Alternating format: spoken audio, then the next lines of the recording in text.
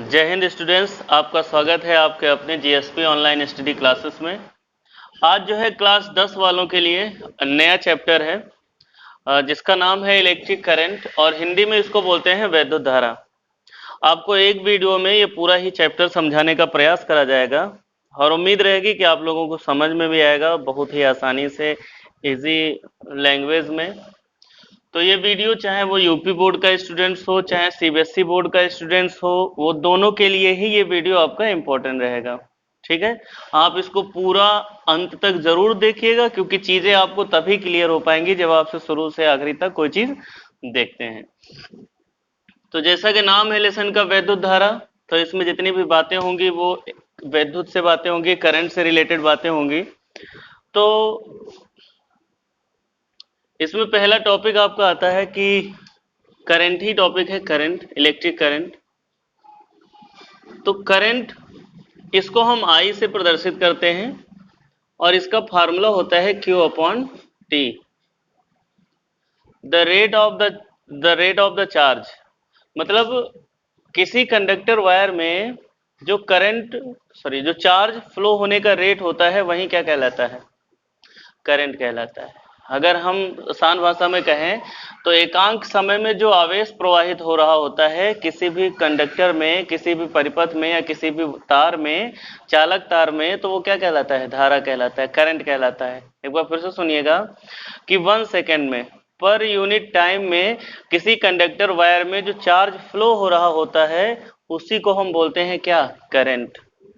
और इसका जो यूनिट होता है बेटा, यूनिट जो होता है वो 2 यूनिट हो सकते हैं। इसी के हिसाब से देखेंगे तो कूलम्ब होगा, कूलम्ब पर सेकेंड, ठीक है। और जो दूसरा होता है वो आपका एम्पियर होता है, ठीक है। इसका यूनिट एम्पियर होता है और कभी कभी क्या पूछते हैं, कहते हैं 1 एम्पियर को डिफाइन करो, 1 एम्पियर को परिभाषित करो।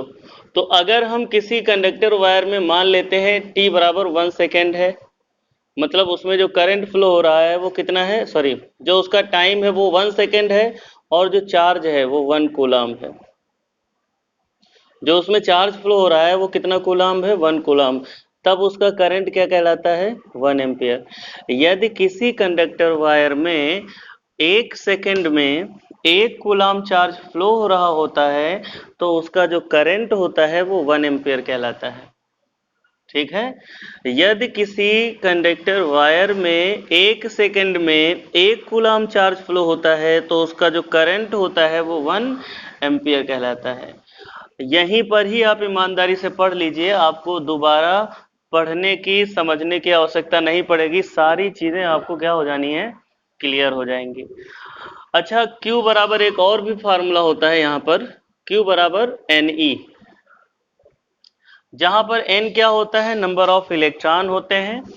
N क्या है यहाँ पर, ये फार्मूला हम बता दें क्योंकि आपके न्यूमेरिकल इसी पर लगते हैं, दोनों को मिला करके अलग अलग भी। Q बराबर फार्मूला होता है बेटा Ne, जहां N क्या है, नंबर ऑफ इलेक्ट्रॉन है, ठीक है। और G है, जो E है, स्मॉल e, वो चार्ज ऑफ इलेक्ट्रॉन है, चार्ज ऑफ इलेक्ट्रॉन है। तो इसका एक कांस्टेंट वैल्यू होता है, E का एक कांस्टेंट वैल्यू होता है 1.6 इंटू 10 की पावर माइनस 19 कूलम्ब। कंफर्म है, ये कभी बदल नहीं सकता है, ये होता ही है, ठीक है। तो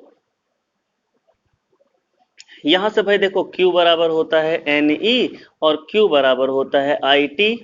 अभी हमने पीछे आपको पढ़ाया, तो जब आपके दोनों के LHS बराबर हैं तो ये RHS भी आपस में क्या हो सकते हैं, बराबर। तो आपका एक ये भी फार्मूला बन जाता है Ne बराबर IT का, ठीक है।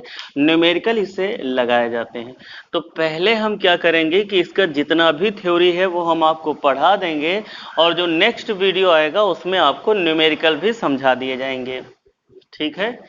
तो यहाँ पर चार्ज की और करंट की बात हो जाती है, खत्म। अब जो दूसरा टॉपिक आएगा बेटा वो आएगा इलेक्ट्रिक पोटेंशियल, इलेक्ट्रिक पोटेंशियल। अच्छा, इलेक्ट्रिक पोटेंशियल को हिंदी में बोलते हैं वैद्युत विभव। इसको हम V से प्रदर्शित करते हैं, कैपिटल V से क्या करते हैं, डिनोट करते हैं, जिसका फार्मूला होता है W/Q। अब देखिए इसके फार्मूले से ही कैसे डेफिनेशन बनाई जाती है आप समझिएगा कि पर यूनिट कूलाम चार्ज को इनफिनाइट से इलेक्ट्रिक फील्ड तक लाने में जो वर्क करना पड़ रहा है वही उसका विभव कहलाता है।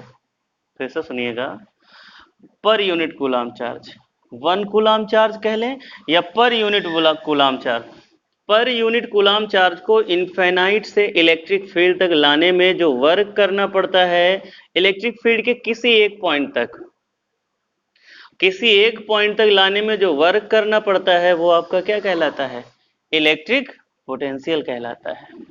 अच्छा, यहीं पर एक और टॉपिक आ जाता है पोटेंशियल डिफरेंस का, पीडी बोल देते हैं इसको शॉर्ट फॉर्म में। पोटेंशियल डिफरेंस हिंदी में बोलते हैं विभवांतर। कोई खास अंतर नहीं होता है यहाँ पर, विभवांतर आपके 10th में है भी नहीं, लेकिन आप थोड़ा पढ़ लीजिए, एनसीईआरटी में ज्यादा इसकी बात नहीं करी गई है। यहाँ पर VB माइनस VA बराबर W/Q। मान लेते हैं कि ये आपका इलेक्ट्रिक फील्ड है और यहाँ पर 2 पॉइंट हैं, एक A है और एक B है, और इनफिनाइट में कहीं पर कूलाम चार्ज है, तो हम कहेंगे कि 1 कूलाम चार्ज को इनफिनाइट से, ये इलेक्ट्रिक फील्ड है, इलेक्ट्रिक फील्ड के एक पॉइंट से दूसरे पॉइंट तक, ध्यान दीजिएगा यही मेन बात है।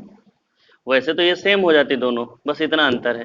अगर आप इनफिनाइट से इलेक्ट्रिक फील्ड के एक पॉइंट तक लाओगे तो वो इलेक्ट्रिक पोटेंशियल होगा, केवल इलेक्ट्रिक पोटेंशियल होगा। लेकिन इनफिनाइट से इलेक्ट्रिक फील्ड तक एक पॉइंट से दूसरे पॉइंट तक ले जाओगे तो एक पॉइंट से दूसरे पॉइंट तक ले जाने में जो वर्क करना पड़ रहा है, जो कार्य करना पड़ रहा है, वह उसका क्या कहलाता है, विभवांतर, पोटेंशियल डिफरेंस कहलाता है। फार्मूला आपका सेम रहेगा, कोई भी चेंजेस नहीं आएगा। अच्छा, अगर इनके हम यूनिट की बात कर लें तो यूनिट देखिए, एक तो इससे फार्मूले से बन सकता है भाई, W का जूल होता है और इसका तो कूलाम होता ही है, आप लोग जानते होंगे। तो यहां से आपका J प्रति कूलाम, एक यूनिट क्या हो गया इसका, जूल प्रति कूलाम, जूल पर कूलाम इसका एक यूनिट हो गया है। दूसरे यूनिट की बात करें तो वोल्ट होता है, वोल्ट, याद रखिएगा, जो इसका दूसरा यूनिट होता है वो क्या होता है बेटा, वोल्ट होता है। आप कहेंगे तो हम आपको नोट्स भी प्रोवाइड करा देंगे बहुत ही इजी लैंग्वेज में, लेकिन अभी आप चीज़ों को समझते रहिएगा, और आप समझते रहेंगे तो नोट्स यहीं से अपने आप खुद बना सकते हैं, कोई की आवश्यकता ही नहीं पड़ेगी, ठीक है। और अगर मान लो आपको चाहिए तो कमेंट बॉक्स में हमको कमेंट करिएगा, तो फिर विचार करेंगे, भेज दिया जाएगा। आगे देखते हैं, हमने इसका यूनिट हमने बताया कि 1 वोल्ट होता है, तो अब 1 वोल्ट को डिफाइन करने की बात आएगी। 1 वोल्ट को, तो भाई फार्मूला था V बराबर W/Q। अगर हम Q बराबर 1 कूलाम कर दें और W बराबर क्या कर दें, 1 जूल कर दें, तो बताइए जो V होगा क्या 1 वोल्ट हो जाएगा, हो जाएगा ना। तो हम क्या कहेंगे कि पर यूनिट, अगर इलेक्ट्रिक फील्ड से, यदि इफ इलेक्ट्रिक फील्ड से 1 कूलाम चार्ज को, सॉरी, इनफिनाइट से 1 कूलाम चार्ज को इलेक्ट्रिक फील्ड तक लाने में अगर 1 जूल वर्क हो रहा है, कितना, 1 जूल वर्क हो रहा है, तो वो उसका जो वर्क हो रहा है तो वह उसका जो पोटेंशियल है वो 1 वोल्ट कहलाएगा। फिर से सुनिएगा, अगर एक कूलाम यूनिट चार्ज को, एक कूलाम चार्ज को इनफिनाइट से इलेक्ट्रिक फील्ड लाने में अगर 1 जूल वर्क हो रहा है, कितना, 1 जूल वर्क हो रहा है, तब उसका जो पोटेंशियल होगा वो 1 वोल्ट कहलाएगा। क्लियर है, ठीक है। आगे की अगर हम बात करें तो अब आता है इसके बाद का टॉपिक ओम्स लॉ। अगला कौन सा टॉपिक आएगा, आपको हम टॉपिक बाय टॉपिक बता रहे हैं, ध्यान से अगर पढ़ लेंगे तो पूरा चैप्टर यहीं से निपटा करके जाएंगे। ओम्स लॉ, हिंदी में इसको बोलते हैं ओम का नियम।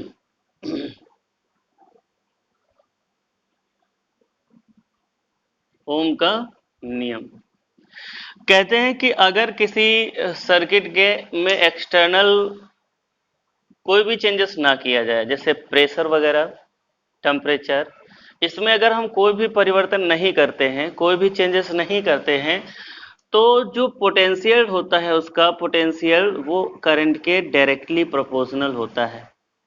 जो उसका विभव होता है वो उसके धारा के अनुक्रमानुपाती होता है, डायरेक्टली प्रोपोर्शनल होता है। अब यहां से जब हम प्रोपोर्शनैलिटी का साइन हटाएंगे तो कोई ना कोई एक कांस्टेंट लाएंगे, जो यहां पर क्या होगा, आर होगा।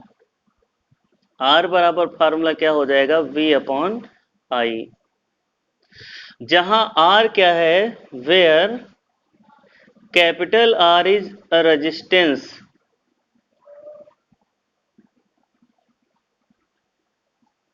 इसी को ही प्रतिरोध बोलते हैं। क्या बोलते हैं, प्रतिरोध बोलते हैं। रेजिस्टेंस, कैपिटल आर क्या है, रेजिस्टेंस है, इसको क्या बोलते हैं, प्रतिरोध बोलते हैं। अगर वो इलेक्ट्रिक रेजिस्टेंस की अलग से डेफिनेशन पूछ लें तो आप यहीं से बना करके कह सकते हैं कि विभव और धारा के अनुपात को हम वैद्युत प्रतिरोध कहते हैं। The ratio of the electric potential and current is called electric resistance. ठीक है, तो इसका जो यूनिट होता है, इलेक्ट्रिक पोटेंशियल का जो यूनिट होता है वो ओम होता है, और इसका एक सिंबल होता है ये, क्या बोलते हैं इसको, ओम बोलते हैं। रेजिस्टेंस का यूनिट क्या होता है बेटा, ओम होता है। रेजिस्टेंस का unit Om. Definition, the ratio of the potential and current is called resistance. किसी भी परिपथ में बहने वाली धारा तथा उसके विभव के अनुपात को प्रतिरोध कहते हैं। इनका काम क्या होता है, इनका काम होता है करंट के फ्लो को डिस्टरबेंस पैदा करना। जो किसी कंडक्टर वायर में करंट फ्लो हो रहा होता है उसको रोकने का प्रयास करता है, ये बाधा उत्पन्न करता है। जैसे कोई ये ए बी तार है और मान लेते हैं हमने यहां पर 1 एम्पियर का करंट इसमें भेजा है, कितना है, 1 एम्पियर का, और जब हम यहां पर चेक करते हैं तो ये 0.95 मान लेते हैं एम्पियर यहां पर बचा है, तो 0.05 एम्पियर का इसमें लॉस हुआ है। कहां गया है, कहाँ गया, कहीं ना कहीं तो हमने कोई बल्ब भी नहीं लगाया, कोई इंस्ट्रूमेंट भी यूज नहीं किया, फिर भी इतने करंट का लॉस हो रहा है। तो वो जो लॉस कर रहा है जिसके कारण मतलब उसको चलने में दिक्कत हो रही है, मतलब वो जब करंट चल रहा है तो वो अपनी एनर्जी को लॉस कर रहा है, तो इतना करंट वहां से लॉस हुआ है, वो क्या, कौन लॉस कर रहा है, रेजिस्टेंस, प्रतिरोध लॉस कर रहा है। ठीक है, तो रेजिस्टेंस समझ गए होंगे क्या होता है, और ओम्स लॉ भी समझ गए होंगे। अच्छा, ओम्स लॉ जो है इसका एक छोटा सा ग्राफ बनता है, सीधा ही ऐसे बनता है, V और I। कारण क्या होता है ऐसे बनने का, भाई जब कोई चीज डायरेक्टली प्रोपोर्शनल में होती है तो इसका मतलब होता है कि आप करंट को बढ़ाइएगा तो वोल्टेज भी बढ़ेगा, इसको कम करिएगा तो ये भी कम हो जाएगा। तो ऐसे ही मान लेते हैं कि हमने इसका करंट इतना बढ़ाया तो वोल्टेज भी इतना बढ़ा, उसके बाद मान लेते हैं करंट वोल्टेज को हमने इतना किया तो करंट भी इतना बढ़ा, यहाँ पर वोल्टेज को किया तो करंट भी इतना बढ़ा। तो इन पॉइंट को हम क्या करेंगे, जब मिला देंगे तो एक स्ट्रेट लाइन हमको मिलेगी। तो ये इसका छोटा सा एक ग्राफ होता है। ठीक है, तो थोड़ी चीज एक दो चीजें हैं जिसको सिंबल में शो करते हैं, जैसे कि मान लेते हैं कहीं पर अगर ये मिल जाए इस तरीके से तो इसको कुंजी बोलते हैं, की बोलते हैं। अगर आपको सिंबल में ऐसे ऐसे कोई चीज मिल जाए तो वो रेजिस्टेंस होता है, रेजिस्टेंस मतलब प्रतिरोध होता है। और कोई चीज मान लेते हैं गोल गोल डारा में ए लिखा है, ए, तो ये एमीटर होता है।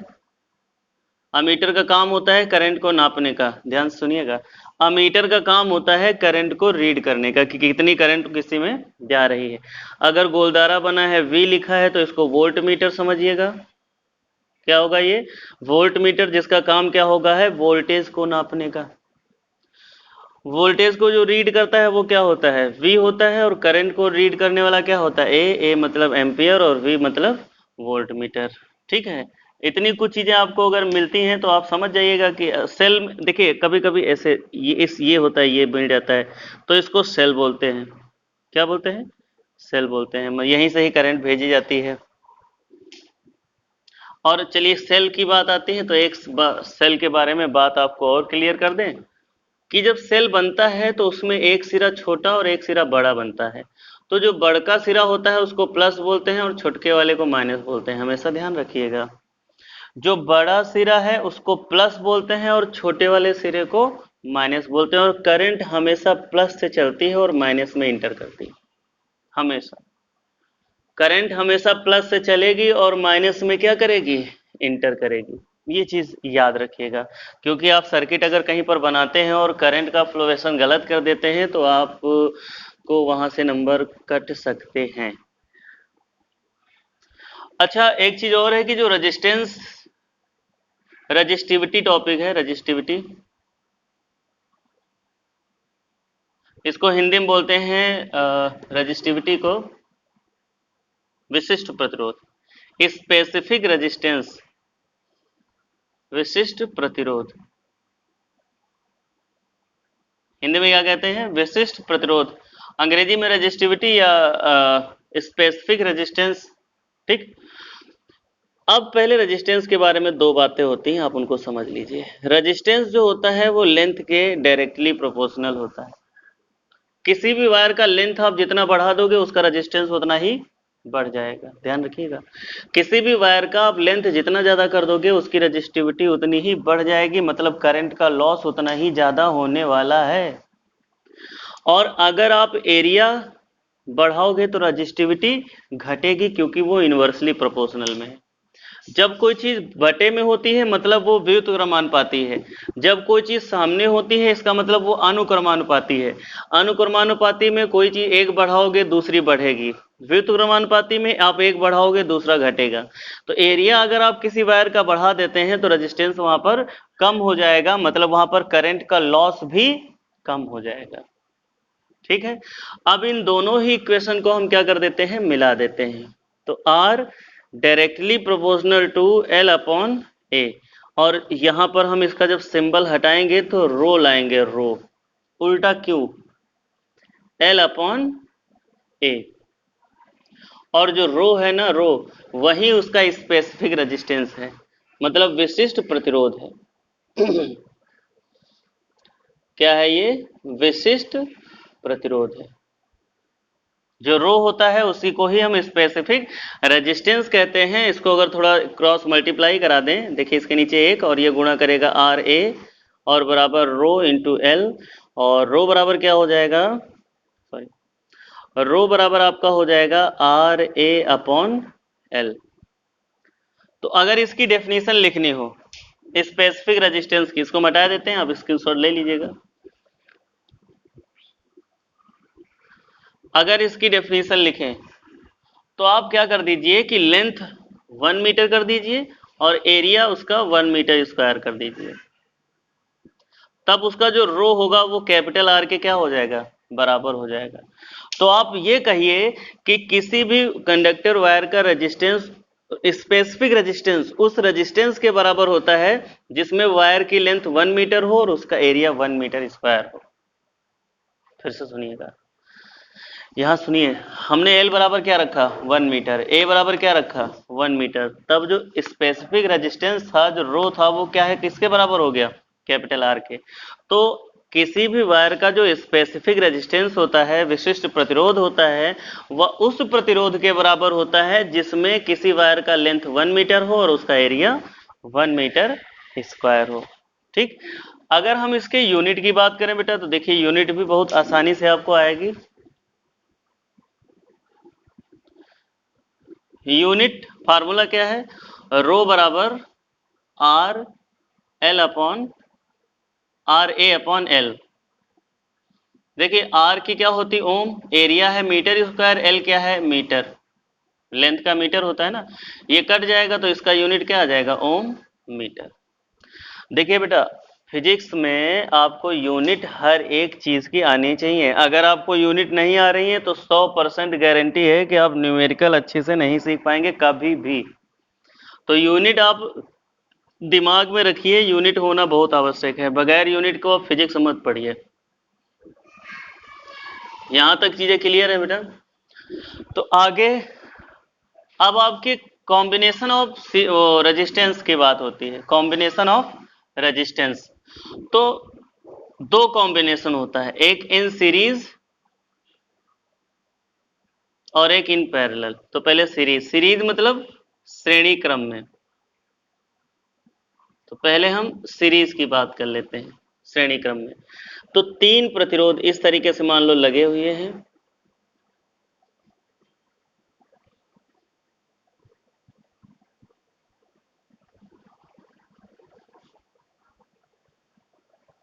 ठीक है। इसमें R1 दे दें, इसको R2 दे दें और इसको R3। इसमें हम I करंट भेजते हैं। तो देखो भैया, I जो है तीनों रेजिस्टेंस में सेम जा रहा है, आप इसको ध्यान रखिएगा। सीरीज में जो करंट होता है वो सेम होता है, सभी रेजिस्टेंस में जाता है, ठीक। लेकिन एक चीज अलग होती है, वो पोटेंशियल। इसका अलग पोटेंशियल होगा, इसका अलग पोटेंशियल होगा। इसको V1 मान ले, इसको V2 मान ले और लास्ट वाले को V3 मान लेते हैं। लिखेंगे थ्योरी में का, late three resistance R1 R2 R3 in series. उसमें जो करंट हो, जो फ्लो होने वाला करंट है वो कितना है I, और जो वोल्टेज है वो R1 के बीच V1, R2 के बीच V3 और R3 के बीच V3 है। तब ओम के नियम से, किसके नियम से? ओम के नियम से। देन ओम्स लॉ, क्या होता है ओम का नियम? R बराबर V अपॉन I, यही तो होता है। तो जब ये होता है तो यहाँ पर अलग अलग देखिए क्या है, V। तो क्या V बराबर IR नहीं लिख सकते हैं इसको? भाई क्रॉस मल्टीप्लाई करा देंगे तो V बराबर IR हो जाएगा। तो देखिए V1 बराबर क्या हो जाएगा? IR1, क्योंकि करंट सेम है। तो V2 बराबर क्या हो जाएगा? IR2। V3 बराबर क्या हो जाएगा? IR3। ये इक्वेशन फर्स्ट है, ये इक्वेशन सेकेंड है और ये इक्वेशन थर्ड है। तीनों को क्या कर दें? ऐड कर दें। V1 plus V2 plus V3 बराबर IR1 और प्लस IR2 और प्लस IR3। हम मान लेते हैं कि किसी भी समय इनका पोटेंशियल क्या हो जाता है, तीनों रेजिस्टेंस के लिए सेम हो जाता है। कहने का मतलब है कि V1 V2 और V3 इनका जो टोटल पोटेंशियल है V मान लेते हैं। तो अब यहाँ पर V आ जाएगा, यहाँ भाई I को हो जाएगा कॉमन, तो क्या बचेगा? R1 R2 और R3। I तीनों में है ना, तो V बराबर हम क्या लिख सकते हैं? IR। देखिए ना, यहाँ पर लिख दें V बराबर IR। तो जब IR लिख देंगे, I यहाँ पर है, क्या हो जाएगा? R1 प्लस R2 और प्लस R3, है ना। तो I और I कट जाएगा।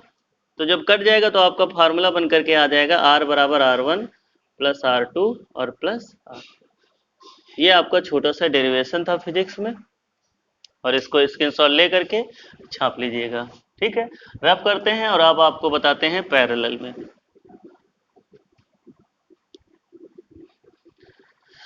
अब जो आपका टॉपिक आने वाला है, आपके रेजिस्टेंस कॉम्बिनेशन होगा किसमें? पैरेलल में, मतलब समांतर क्रम में। समांतर क्रम में तीन रेजिस्टेंस हैं जो इस तरीके से हैं।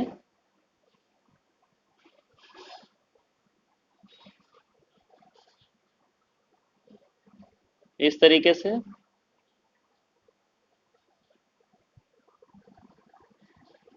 करंट हमेशा हमने कहा था ये प्लस होता है, ये माइनस, प्लस से निकलता है करंट, और तीन पार्ट में बढ़ जाता है। इसमें I1, इसमें I2 और इसमें I3।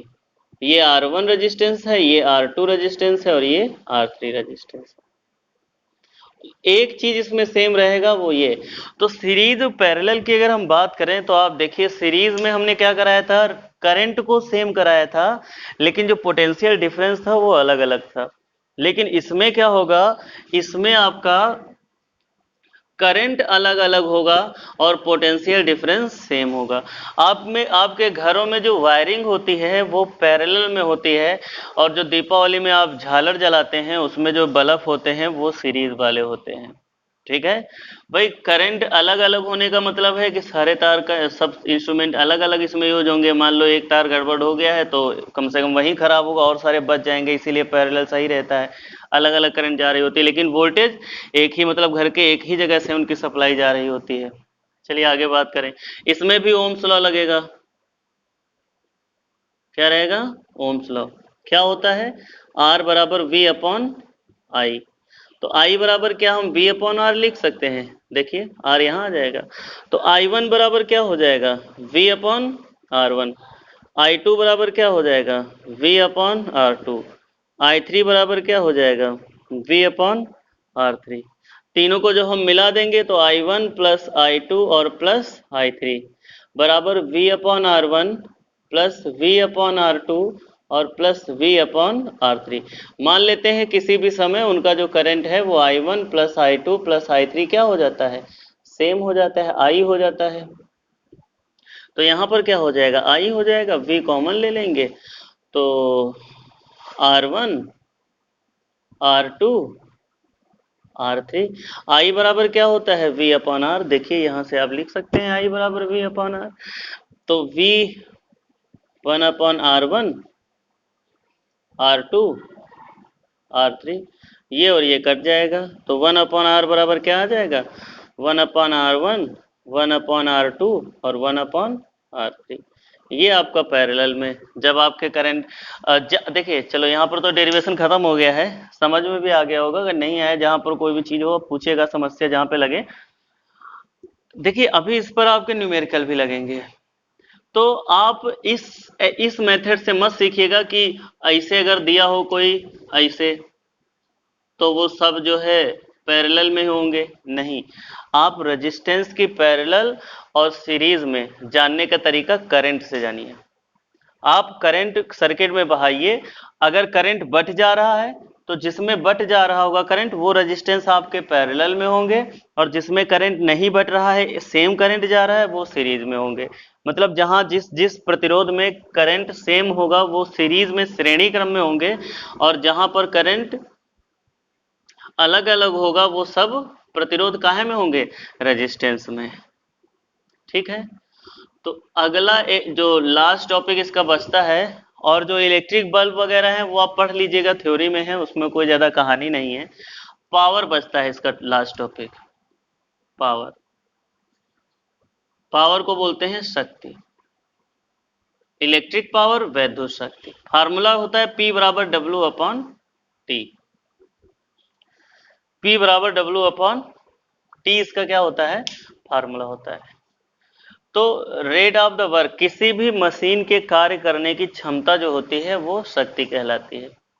फिर से सुनिएगा, किसी भी मशीन के, देखिए पावर, अभी आदमी का पावर तो पूछ नहीं रहा है, मशीन का ही तो पावर पूछ रहा है। भाई जो करंट यूज होगा वो कोई ना कोई इंस्ट्रूमेंट, कोई ना कोई मशीन के ही द्वारा तो यूज होगा, तो वो करें मतलब मशीन की बात करेगा।